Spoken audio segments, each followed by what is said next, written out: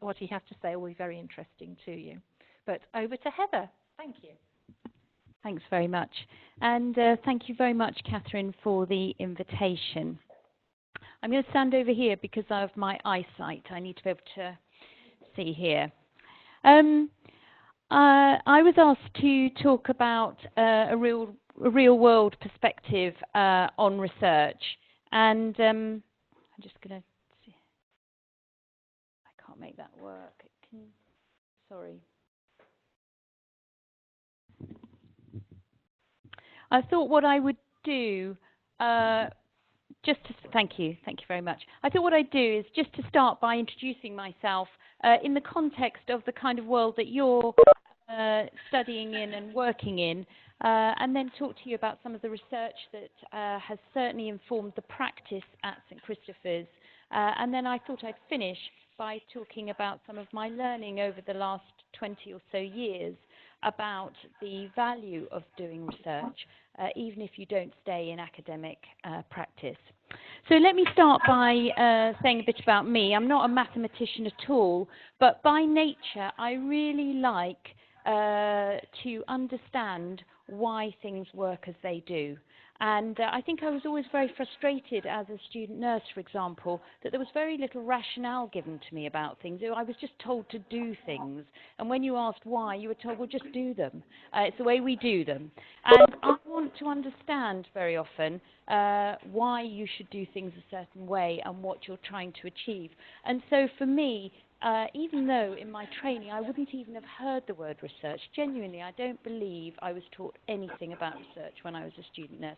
I had already a natural curiosity about why things were the way that they were. And over the years, I've not always been research active, but I've always had questions in my head that have led me to want to understand more about how to use research in practice. So very early on, I'd have been wanting to understand who I should listen to, whose voice to privilege in any kind of argument about services or practice or service development.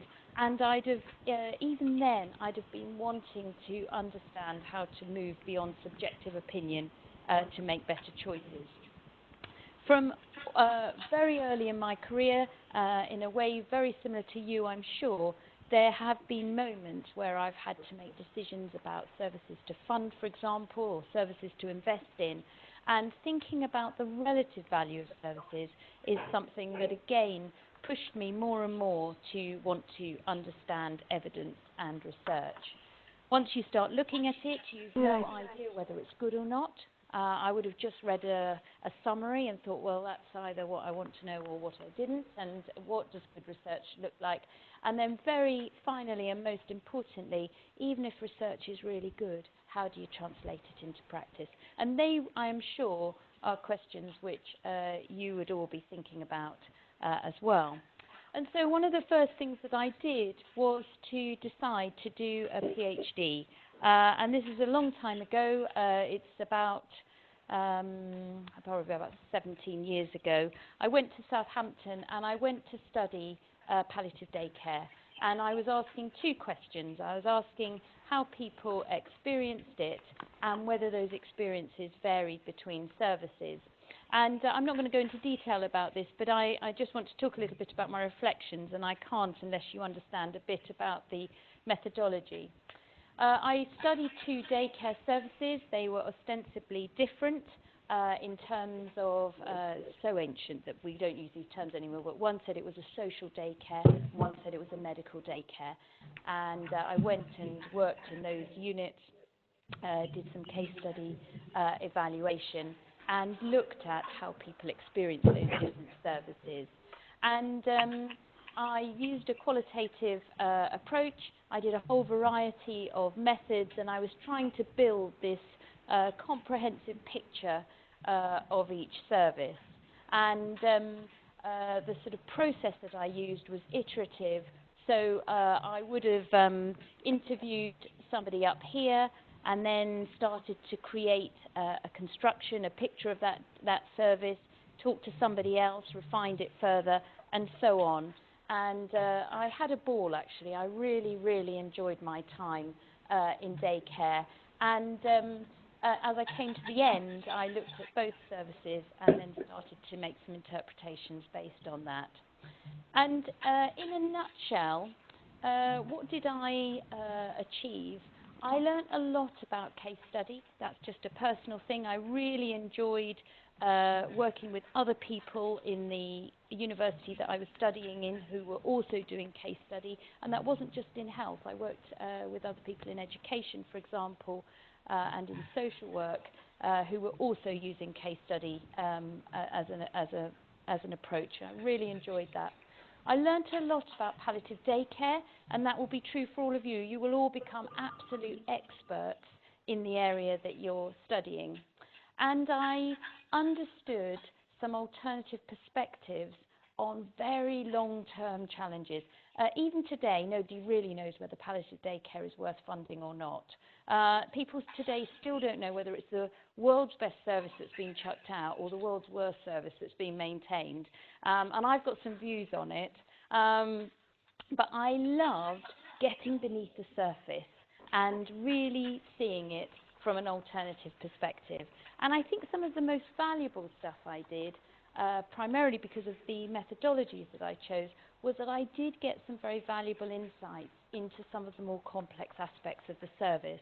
And one of the key things, one of the papers that I wrote was about why discharge from daycare is so difficult. And it was absolutely fascinating. And at the same time that I was doing my research, I was just a lone little researcher in Southampton. Irene Higginson was doing a massive multi-centre study in daycare simultaneously. I can't tell you what that did to my sense of confidence. Not good. But interestingly, I became very good friends with the researchers that she had in doing her studies, and they were doing very quantitative studies. And probably the single thing that gave me confidence about mine was a piece of writing that one of them did, where they said that the subjective experience of daycare was better described through my work than it was through theirs. Now, I'm not saying for a minute mine was better constructed, but it was a good insight into different perspectives. But the kind of big downside for me was that even though I spent years of my life, it felt, doing this work, and I loved it, and I gave hundreds of presentations, there was very little impact on practice. And my question was why, and that's what I'm going to focus on today. So I thought that I'd try and explore that question a little bit by looking at 4 research projects that really have influenced practice in hospice care. I thought I'd offer you a few reflections on why I think they've been so valuable and what you and others might do so that you have a similar impact. And at the heart of it, there's something about partnerships between researchers, managers and practitioners which I failed to achieve. If you tune out now, you've got the end point. So the 4 projects that I'm going to talk about briefly, one is an evaluation of a Compassionate Neighbours programme in East London. That's a public health approach to end-of-life care, and it's been very interesting. It's just coming to an end. I've been part of that, and I'm going to talk about that. I'm going to talk about a heart failure project in Bromley, which has informed practice at St Christopher's, some well-known work by somebody that works at St Christopher's around support for care homes, and then I thought I'd talk more generally about work that St Christopher's doing to implement OAK, which is coming out of King's College London. So the first project is the evaluation of the Compassionate Neighbours programme in East London. And Libby Sauno is the student. I supervise her. She's a doctor in training in palliative medicine. She's registered at Edinburgh, and she's got a lot of experience, not per se of public health, but of community participation in care from Kerala. And if you've ever heard her speak, she's passionate about the subject. She has given years of her life to trying to understand it, and she and I were involved in trying to implement it through St Joseph's Hospice in East London, and then she became a PhD student, and she's been evaluating it. And the question that she asked at the heart of her research was around the impacts that arise from that kind of approach to end-of-life care, and what processes support or impede each of them.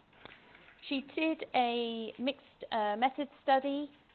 She worked hard for it to be participative in nature, very flexible, because we didn't actually know what kind of outcomes she would be looking to measure, and she engaged a very wide range of stakeholders.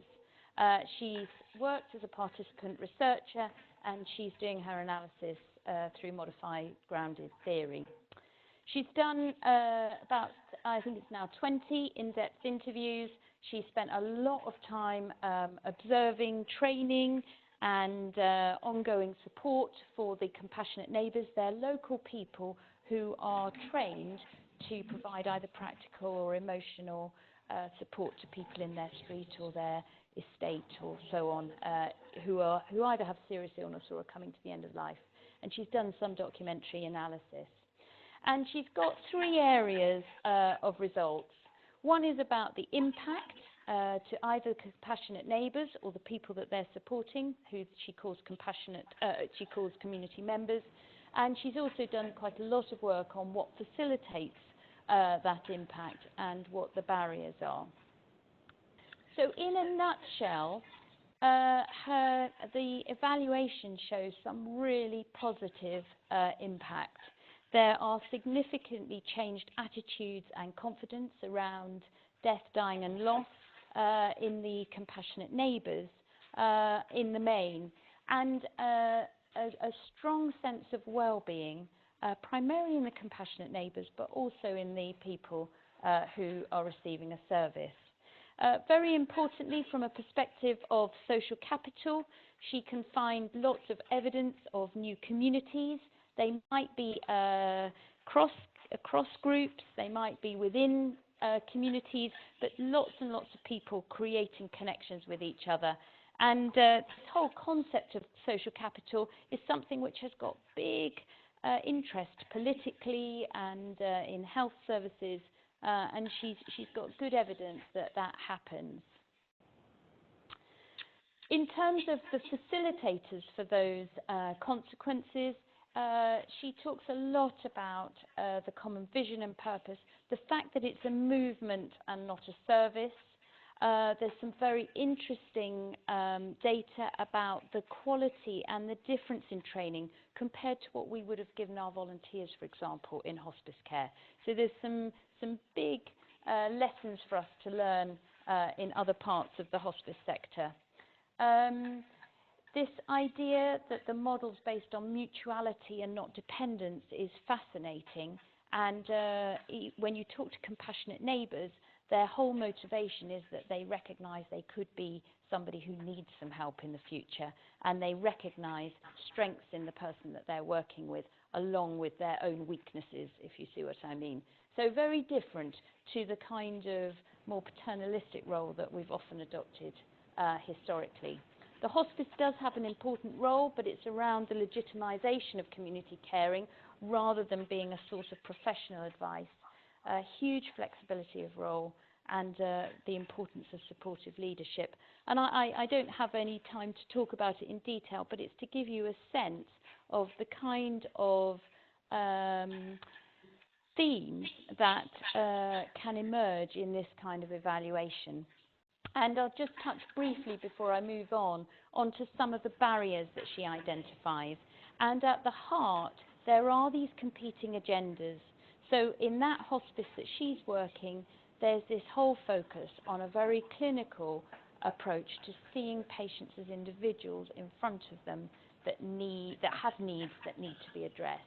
And the whole focus of the Compassionate Neighbours programme is population-based. It's about who lives in your street and who might benefit from some kind of companionship or friendship, which you in turn may want to receive yourself at some point in the future.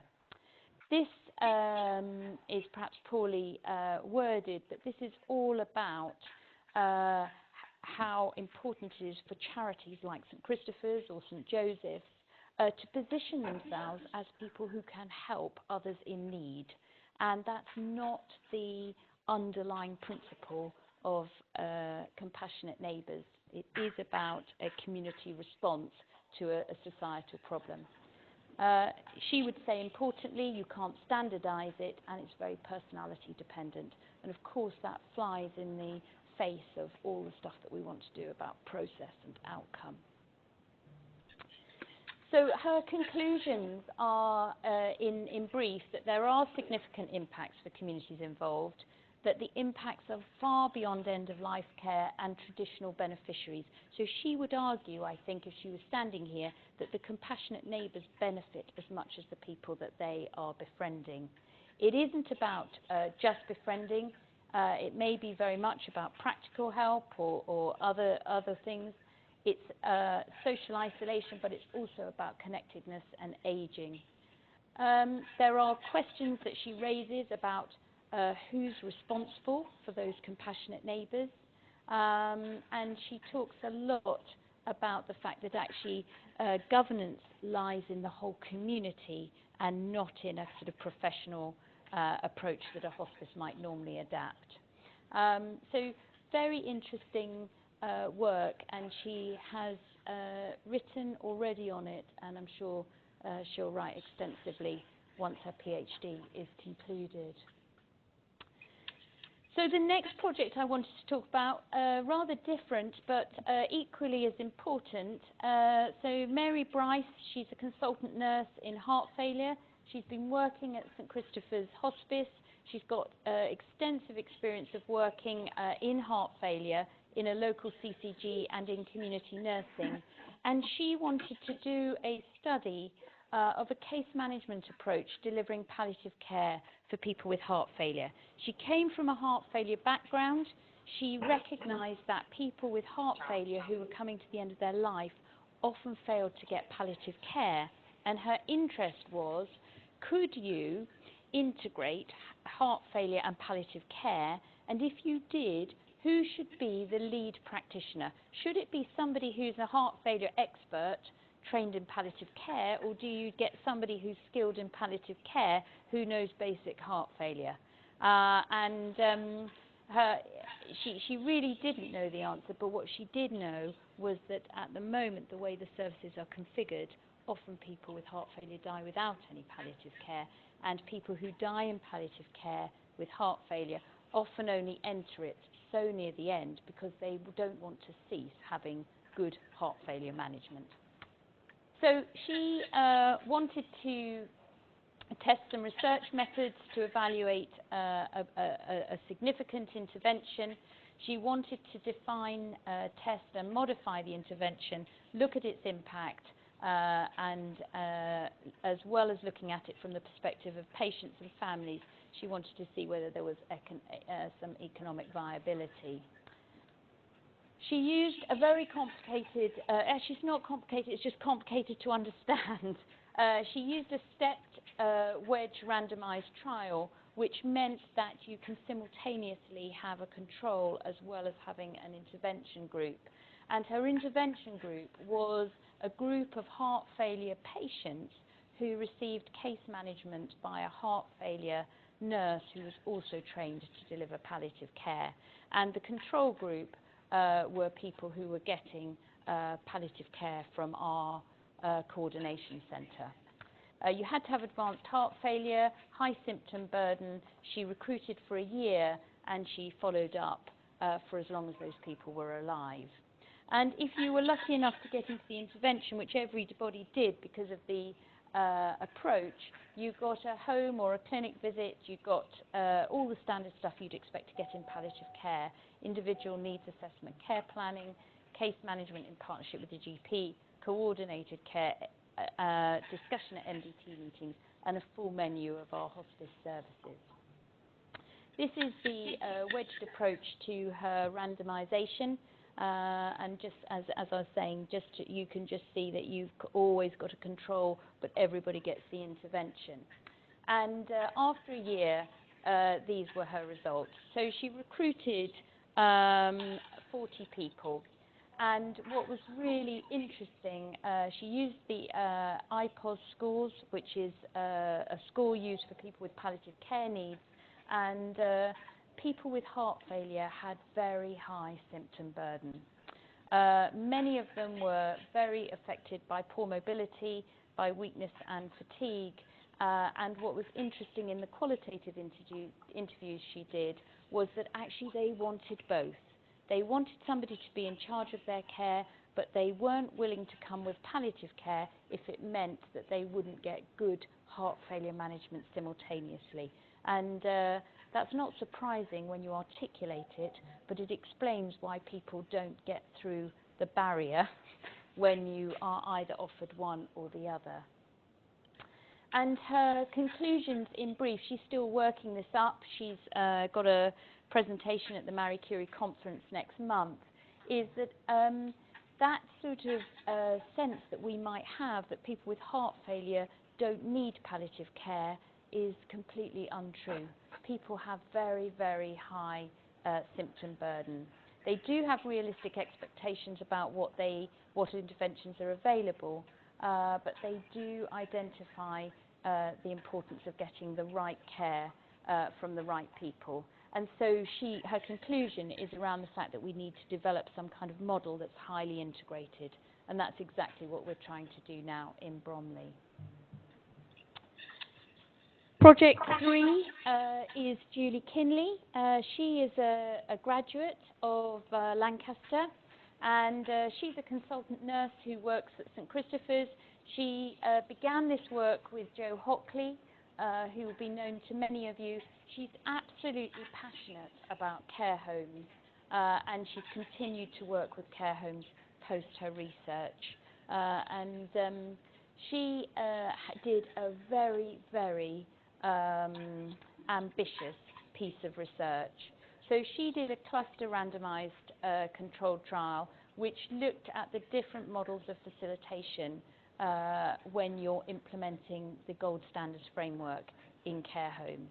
And very importantly, although her research began in 2009, she actually built on previous work by Joe. So Joe had begun this work and identified the model which had both high facilitation and action learning for managers and staff within the care homes. And then what she did was to identify 2 intervention groups that got something slightly different. She had a third group that served as the control, and then she actually didn't simply look at outcomes, she also looked at process, and she used a mixed method study for that. If you know Julie, anything that you need to take 10 minutes, she'll always do 3 million times more. And she did a very, very good study here. She collected data, she and Joe collected data on nearly 2,500 people who were dying in care homes. And they have got probably one of the best data sets about what dying or living in care homes in the last years of life looks like. Mean age was 85 years. Majority of people were female. Very interestingly, you can see just how short many admissions are in care homes. So 56% of people died within a year of going into a care home. So really, they are looking after, the majority of people they're looking after are in the last year of life.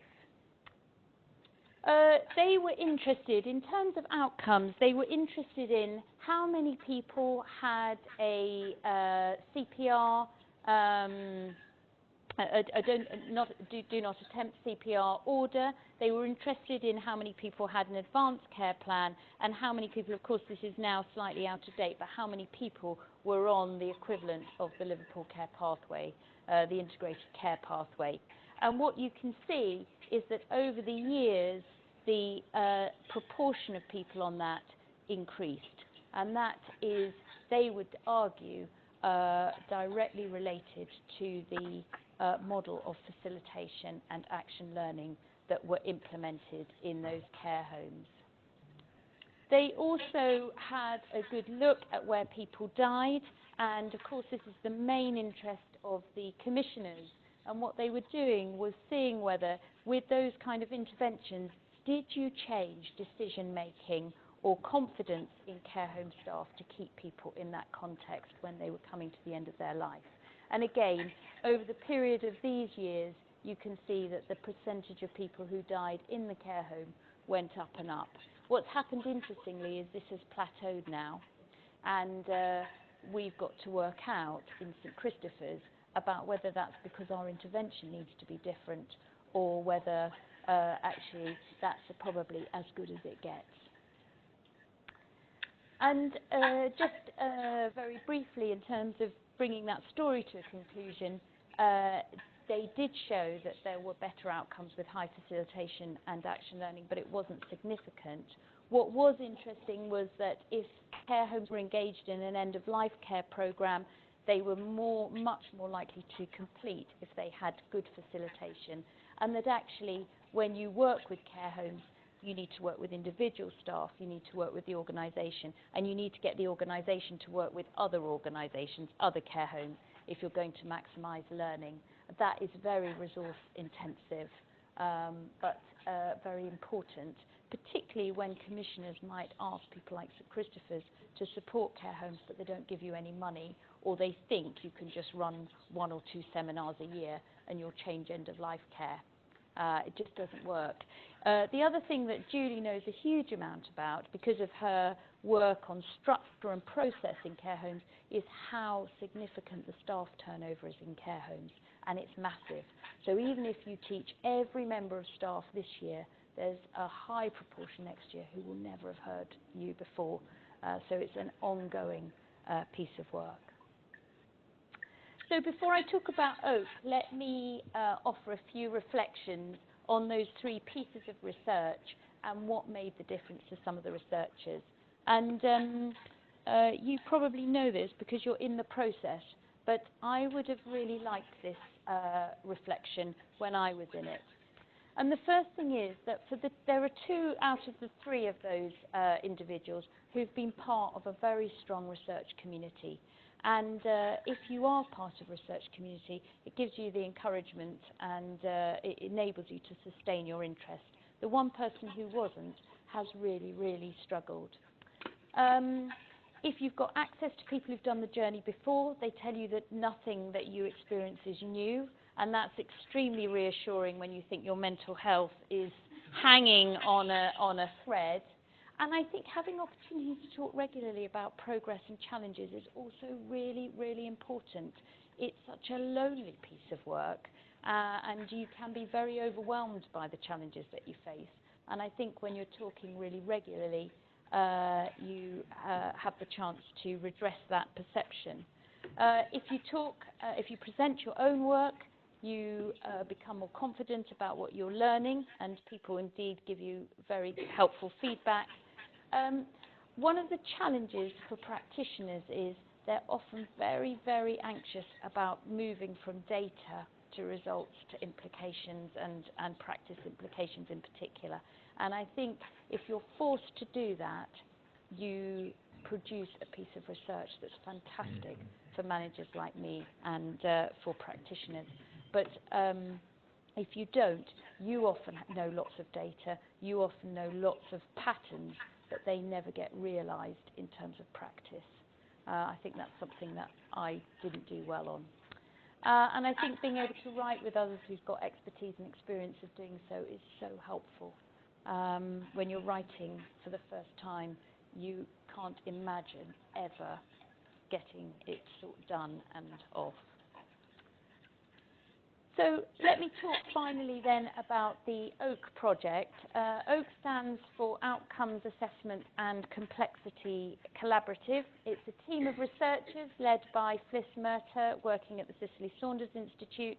Interestingly, it's linked to another program called Sea Change, which is around complexity and case management, and it builds on historical work related to measuring outcomes in adult palliative care. And the slides I'm going to show are drawn from a sort of shared program that the Cicely Saunders Institute and St Christopher's have been doing on outcomes at St Christopher's. These were the motivations for us at St Christopher's to engage in Oak, wanting to move beyond thank you cards to confirm our value, wanting to look much more rigorously at the question of whether people really are becoming more complex in our care or whether our staff are just getting more and more knackered.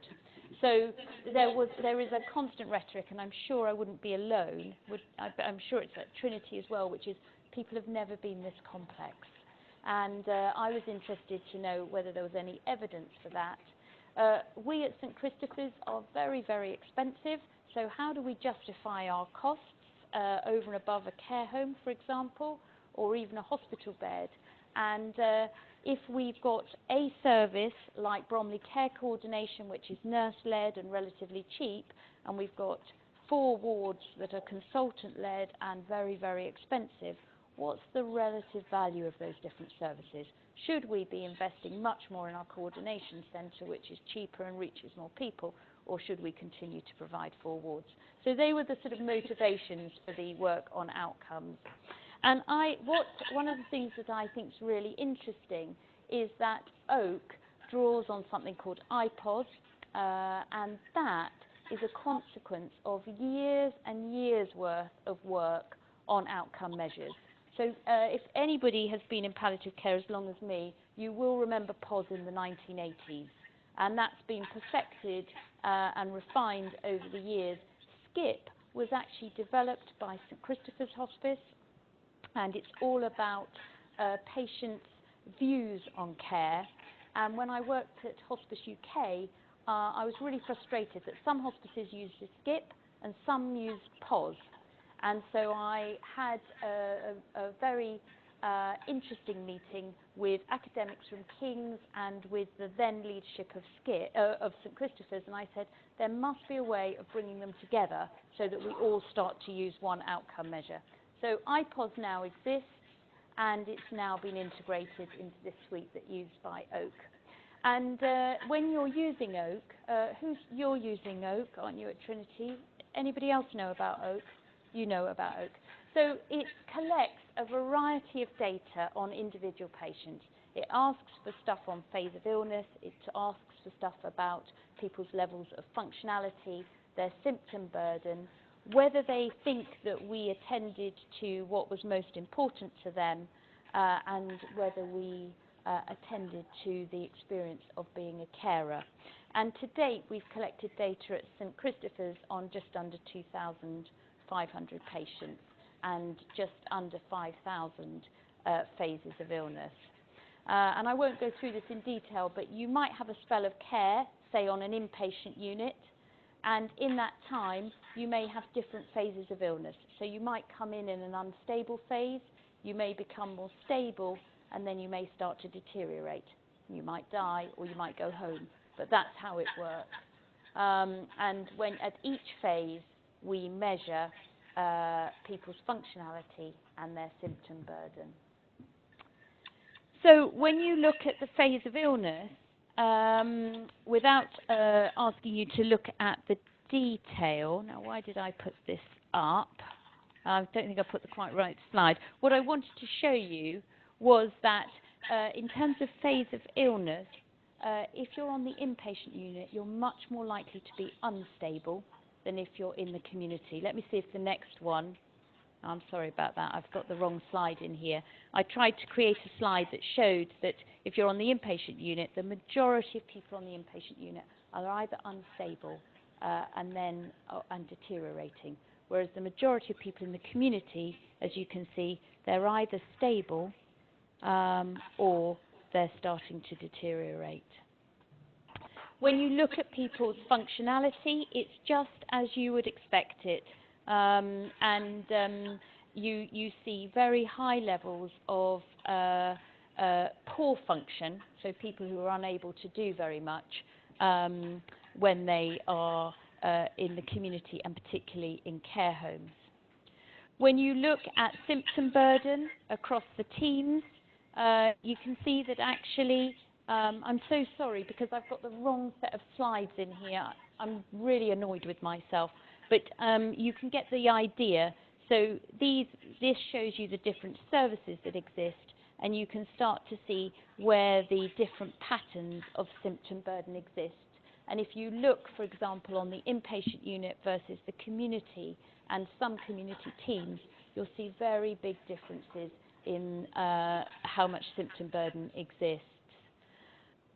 What you can also look at is how people improve over a period of time. So this shows you, for example, people who've improved in their symptom burden between the beginning of a phase and the end. And what's interesting is in many of the physical problems, you see a very significant improvement. The psychosocial ones, much poorer. This is particularly interesting. This is about patients' perception of family distress.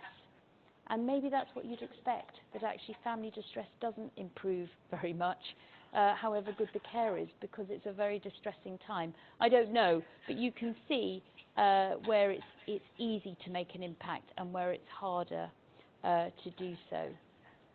And what's really interesting is you see very little impact on things like mobility, but that is what you'd expect in the majority of our population.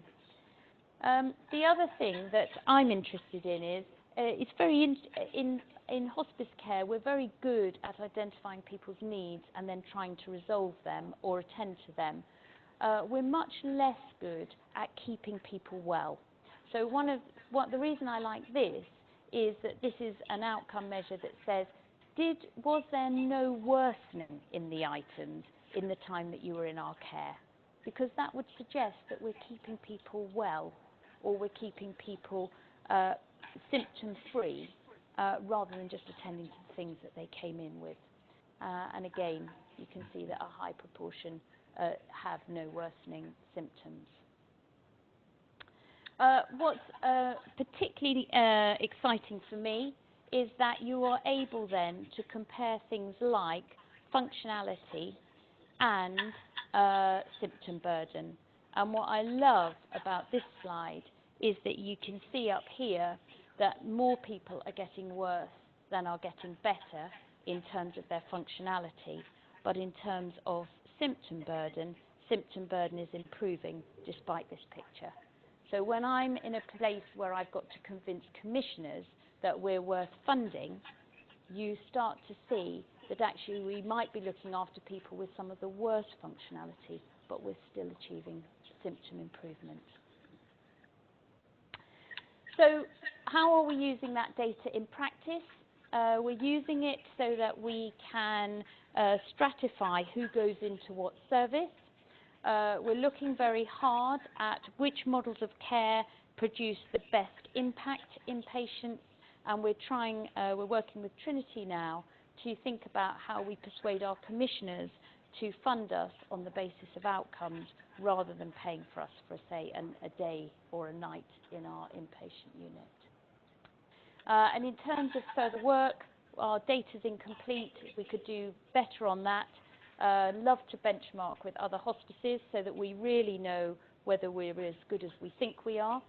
I really want to learn from places that are using OAK as part of the assessment and the development of care plans for individuals. It would be fantastic if we started to use the scores to communicate effectively in teams. So instead of saying, she's a bit poorly today, which God knows what that means, you might be able to say, you know, her functionality is decreased by so many %, and so on.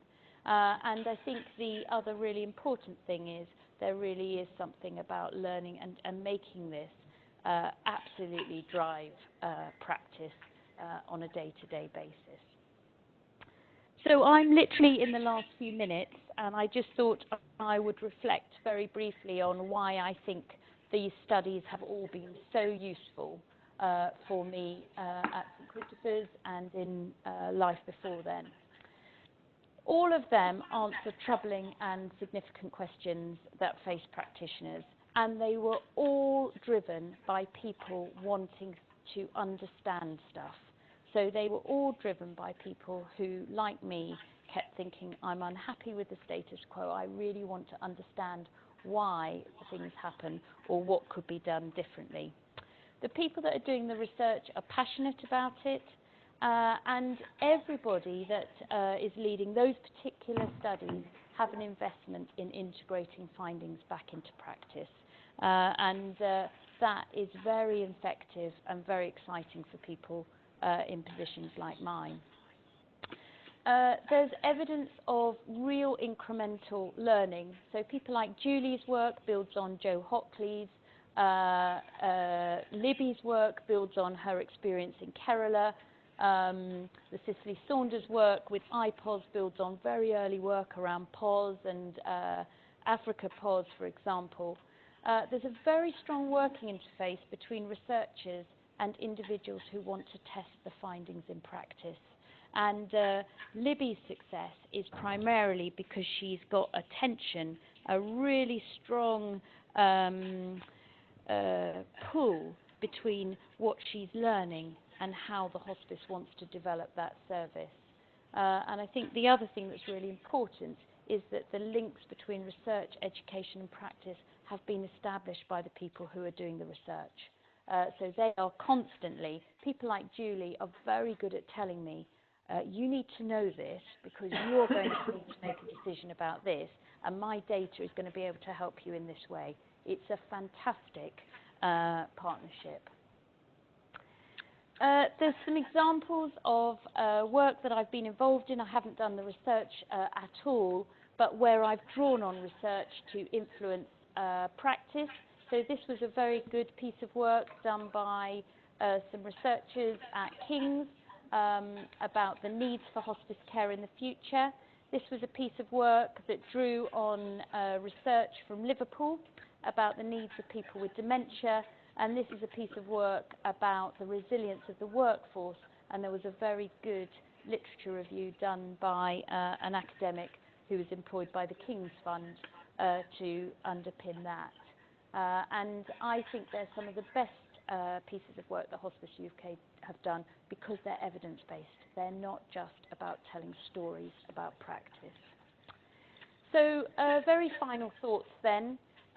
We desperately need evidence to guide our work, and many of the important decisions in the future that I need to make still are pulling on a very, very poor evidence base. The contribution of research by individuals who've worked in hospice palliative care can be so helpful because they know what we don't know. And for all of you, you will be driven by your experience of serving in that context, probably as a practitioner. Where people work together, it's most valuable.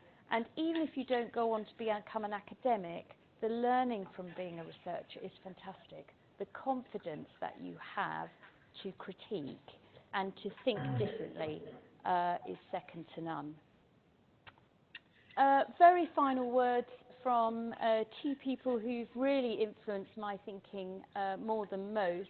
This was a piece of work that was done for the Commission into the Future of Hospice Care.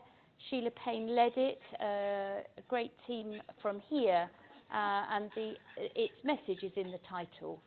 Research in palliative care, can hospices afford not to be involved? And I don't know whether any of you have been part of the recent workshops that Hospice UK has been running about research active hospices, but for the first time I really think hospices recognise the messages in here and realise that research isn't just something that a few hospices should be doing, but that actually they all need to be research active at some level. And Fliss wrote the forward to that, and she said it's an investment for the future, and without research we can't sustain high quality hospice care. And she talks very eloquently about the fact that we are facing a time of significant change. None of that is new to you, but thinking very carefully about what we deliver to people and what models we use, and how we use very limited resources needs to draw on research now more than ever. So I'm going to finish there, but very happy to take questions or comments. Thank you.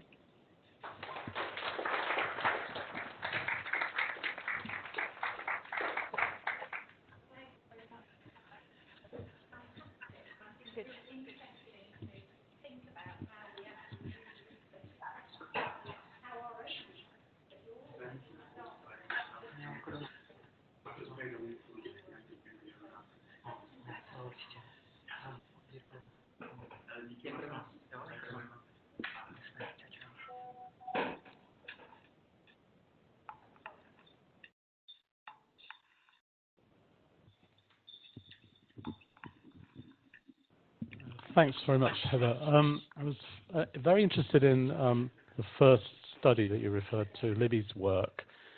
And you put up a slide about, and you said something about hospices and the charitable sector maybe, somehow in some way. And it led me to think really about how hospices, and what your views are on this really, about how a hospice is also in the street with their community. And I wonder if you have any thoughts about what might need to happen to hospices in particular in order that they become more responsive to their local communities. And I don't just mean about fundraising, but that whole thing about supporting those pushes and enabling communities to be more compassionate.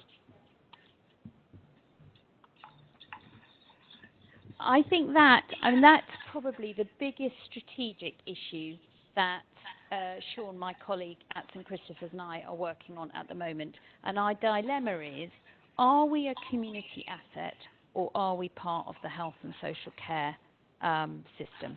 And we forget the community at our peril. But over years, we've enjoyed the professionalisation of hospice care, and we see community very much as a funding source. We might see them as a volunteer source, but we could take or leave that. I think in many respects. And what we've forgotten actually is that the moment that we cease to be connected to our communities and working as part of our communities, we probably lose our USP. So for Sean and me, I think the big question for us is, do we make a decision to really focus ourselves as a community asset? And of course we'll continue to still have some very expert and specialist healthcare interventions, but it would only be a part of our model. Our model might really focus on empowering the public and patients. It might be on building communities around them. And then our third tier might be about providing access to very skilled professional help for people that have got particularly complex or multiple problems. And when I've worked in a variety of contexts. I used to work in a hospital palliative care team. I've worked in the NHS, in an NHS hospice. And for me, the thing that used to make the biggest difference when I looked at my colleagues in the voluntary sector was their rich relationship with their communities. And I actually only really want to work in this sector if I can continue to have that relationship.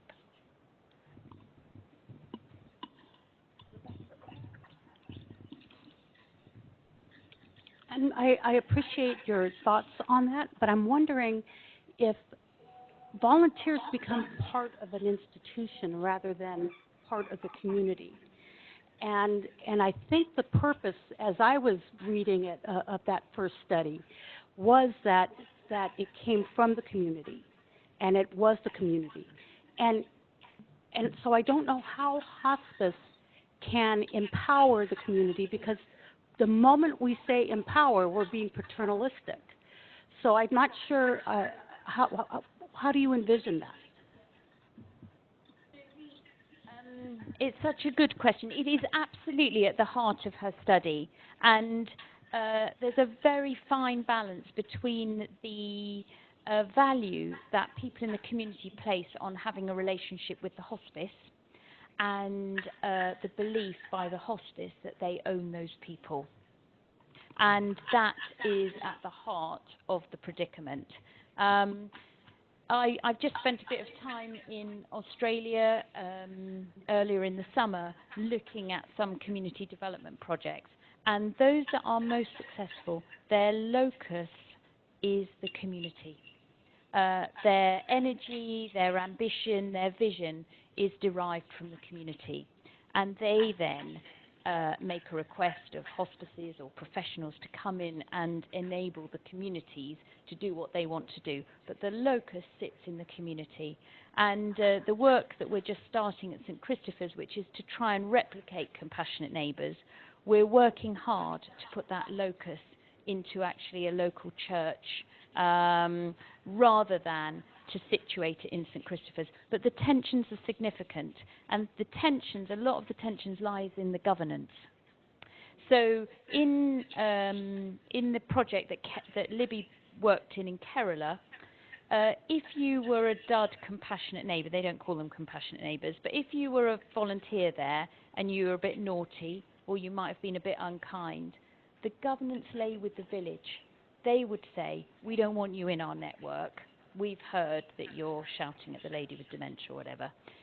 In this country, hospices believe that they need to govern that, oversee that, and it's all about DBS and training and safeguarding and, you know, all this stuff. And that's where the tension lies. But I'm going to give it a go.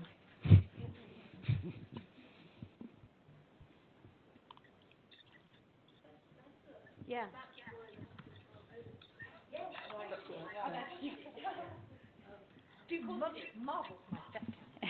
But what's really interesting is in East London, those neighbours really value the connection with the hospice. So there is something. I mean, I've had a period of learning where I thought, well, maybe we shouldn't have anything to do with it. But that's not the case. The compassionate neighbours want some connection with the hospice. They talk a lot about legitimising their role, but they get a lot of education, they get access to expertise, they feel like their role really has potential, but they do believe they're part of a movement. They don't see themselves as belonging to the hospice. Mm. Yes, exactly. You're sitting on the edge.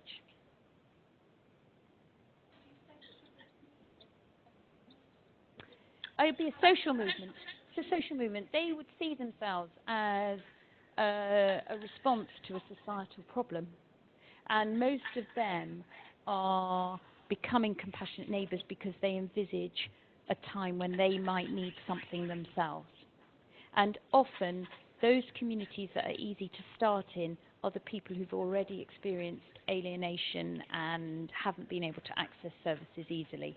So there's an older LGBT group in East London that had already experienced difficulty getting palliative care for some of its members.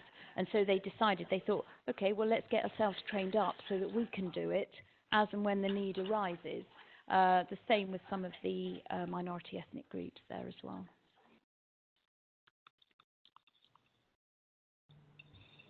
Can I ask a question? Mm. What research do you want us to do next?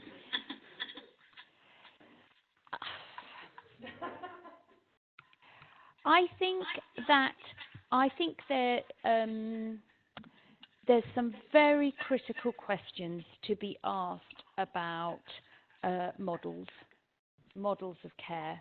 And I think there's some really interesting issues around the type of person that's going to be dying in the next 5, 10, 15 years. And it's not just about comorbidity, it's about age, it's about the family structures that they're living in. It looks so different. I've just looked at our last quarter's data, and for the first time ever, St Christopher's had 10 people aged over the age of 100 in the last quarter. All of them had 3 comorbidities, and none of them were living in care homes at the time that they were getting their care. Now, nothing in our services is set up for that group of people. So that's one thing. And the other thing that I have a real issue and anxiety about is the kind of workforce that we need in the future. And how do you sustain people and enable people to care well in a context which is so different to the one that I came in. Last week we probably had the best email compliment that I've ever seen. It genuinely drew tears, and it takes a lot to draw tears from me. But we also got the worst complaint we've ever had. And that is about a discerning public that really know much more about what their rights are and what they expect. And what was interesting is the one that was fantastic, everybody loved, and the one that was awful, people are just so personally hurt by it. So. It's 6 o'clock, so I think we're out of time. Thank you hugely, Heather, for that. I hope you really enjoyed that. Thank you. Thank you for asking me. Lovely. Thank you. Oh, and there's an essay just appeared. And just a quick reminder, next Tuesday at 4 p.m. it's Professor David Currow talking about clinical research in palliative care. You might hear him. Okay. What methods they use in St Christopher's to keep non-research staff interested or engaged in research-related activities? Yeah, so in a nutshell, a very, very good question, and I think that's at the heart of what Sheila and her colleagues wrote about in terms of research-active hospices.